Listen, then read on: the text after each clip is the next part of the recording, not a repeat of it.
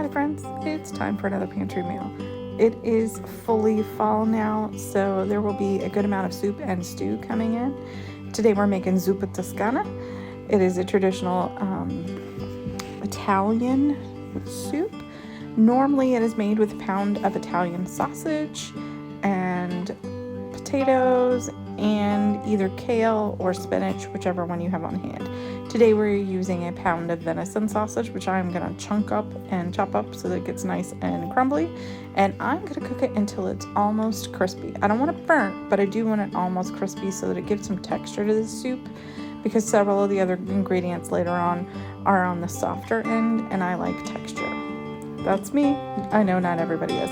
Now, my venison sausage is a 70-20 mix, so make sure that you leave about 2 tablespoons of grease in here to cook your onions in. If you have a higher fat content in your sausage, take some more out, but you do want to make sure that there is enough grease to cook your onions in. Now, I'm not going to waste oil or butter on my onions when I have perfectly good cooking grease right here. This is a medium-sized yellow onion, but you can use whatever kind you would like. I'm going to saute it in that grease until it is about translucent. Not quite, but almost. Then I'm going to add 3 large cloves of garlic. If you're not a garlic fan, that's fine, but you need a minimum of 2. I did 3 big ones, and as you can see, my husband is playing sous chef. Watch as he nips little bits of sausage until I get rid of it, because he wants to help so he can eat. Once you've let your garlic cook for about 2 minutes, we are going to add 5 cups of chicken broth. Now, I know you're looking at this chicken broth going, Heather, there's stuff in there. There sure is. It's fat because it's homemade chicken broth.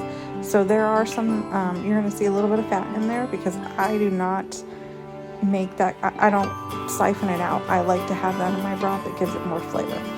Once you've added your broth in, we're going to take our spoon and deglaze the bottom of our pan. I want to do that for a couple of reasons.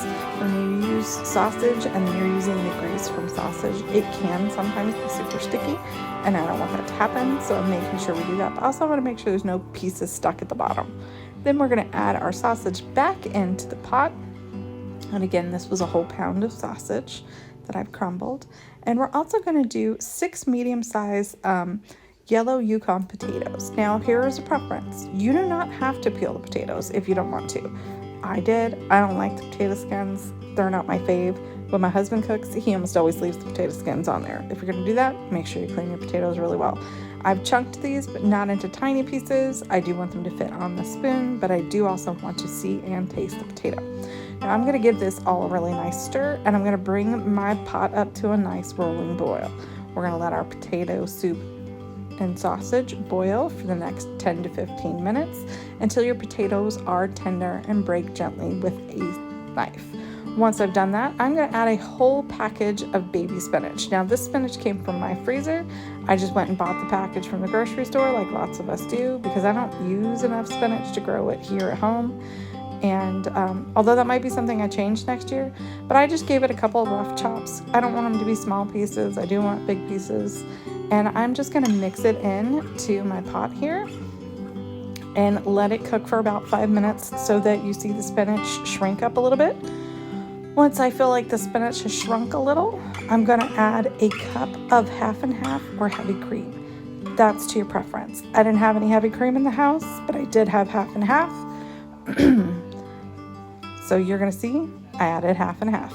This is also where you want to make sure that you season, because until this point, the only seasoning that we've had has been from the sausage. This is a very basic mellow soup. Do a little salt and pepper, nothing too much. Just remember that there's potatoes and a cream in here, so you're probably going to need a little more salt than you think, just because the potatoes are going to suck it all up. Give it a nice good swirl, make yourself some toast, and here it is.